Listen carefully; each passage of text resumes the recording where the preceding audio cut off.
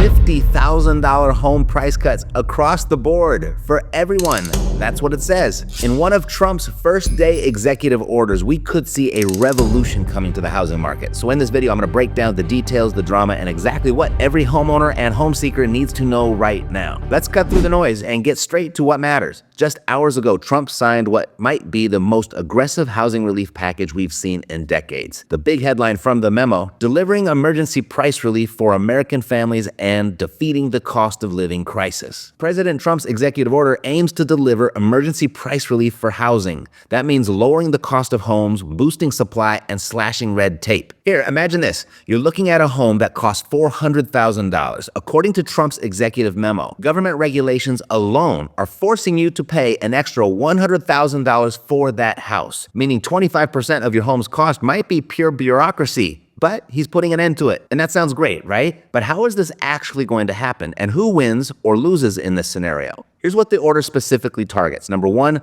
lowering housing costs. Trump claims regulatory red tape adds $50,000 to the price of a new home. So the goal? Cut those costs by reducing rules on developers and home builders. Number two, expanding housing supply. To meet demand, the order prioritizes fast-tracking projects that have been tied up in bureaucratic limbo. And number three, economic boost for workers. The initiative promises job creation in construction, a win for workers who've been sidelined. While these goals sound amazing on paper, official link to the memo in the description, by the way, let's talk about the potential roadblocks. Some critics argue that this plan might only benefit big corporations while leaving first-time home buyers out in the cold. And then there's the new Department of Government Efficiency, DOGE, headed by Elon Musk, who will be overseeing some of these changes. Can Musk untangle the mess of housing policy? We'll see, but it doesn't stop there. Trump's housing initiatives also call for eliminating harmful climate policies that he claims drive up costs. Think fewer restrictions on energy usage for construction projects. Great for builders, but what about long-term environmental impacts? You know that the critics are going to draw some attention to this. And what do you think?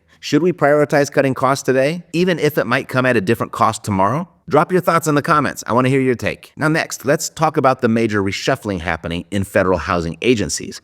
Trump's new pick for HUD secretary is Scott Turner, known for his work with opportunity zones. Will his track record of attracting private investment translate to meaningful change for everyday Americans? And then there's Bill Pulte, the new FHFA director, whose family name is synonymous with home building. With his insider perspective, could this be a turning point for Fannie Mae and Freddie Mac? Or is this just more political theater? Oh, and don't forget the CFPB, the Consumer Financial Protection Bureau. Elon Musk himself has called for it to be deleted. Now, if that happens, what does it mean for mortgage oversight and consumer protection? It's a bold move, but is it too bold? Now, here's where things get really dicey. Tariffs. Trump hinted at reintroducing steep tariffs on Canada and Mexico. Now, remember what happened when Trump introduced tariffs in his first term, particularly on Canadian softwood lumber. Lumber prices shot up, adding nearly $9,000 to the cost of building a home.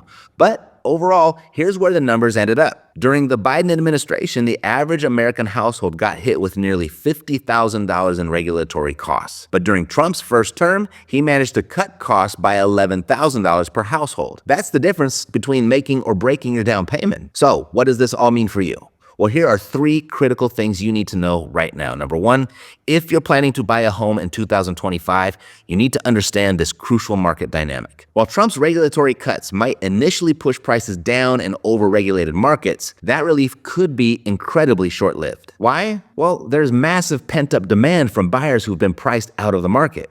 As soon as prices show any sign of dropping, we could see a flood of buyers jumping in, which would likely drive prices right back up, possibly even higher than before. So my thoughts are, don't wait for the perfect bottom of the market. Like most market bottoms, you're not going to know when it hit until way after it hit. So consider looking for deals in municipalities with the highest regulatory burdens right now. Places like San Francisco, where building permits can take years and add hundreds of thousands to development costs. Seattle, where zoning restrictions severely limit new construction. And then Boston, where the approval process can add 18 months to any project. Or parts of New Jersey, where environmental regulations and local ordinances can make up to 35% of a home's cost. Even some surprising markets like Boulder, Colorado, and Austin, Texas have regulatory costs that can add 20 to 30% to home prices. These areas could see the biggest initial impact from federal changes, giving you a small window of opportunity before the market adjusts. Number two, if you're currently in the middle of a build, you need to act fast.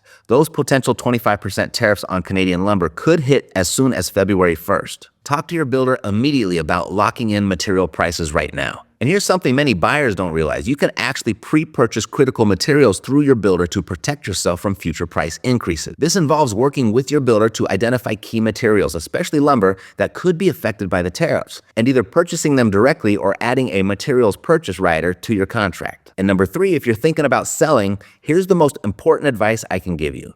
Don't sell unless you absolutely have to. Here's why. We're facing a massive housing deficit that's been building since the 2008 crash. Even with Trump's new policies making it easier and cheaper to build, we're looking at years, possibly decades of catching up to do. The math is pretty simple. We've been underbuilding by roughly 2 million homes per year compared to population growth and household formation. Even if construction immediately doubled, which is unlikely given labor and supply constraints, we'd still need 5 to 10 years just to catch up to current demand. But what if you absolutely need to move? Well, here's a strategy most people miss. Consider keeping your current property as a rental. With this supply deficit, rental demand is likely to remain strong for years to come. Plus, you'll maintain a foot in the real estate market, which could be crucial given the strong long-term appreciation potential. If you do need to sell, yes, there might be a sweet spot between March and August 2025 when these new policies could drive a surge of buyer interest. But remember, that's short-term thinking. The big picture shows that real estate, especially in supply-constrained markets, is likely to be one of your best long-term investments. The housing market is about to undergo its biggest transformation in decades.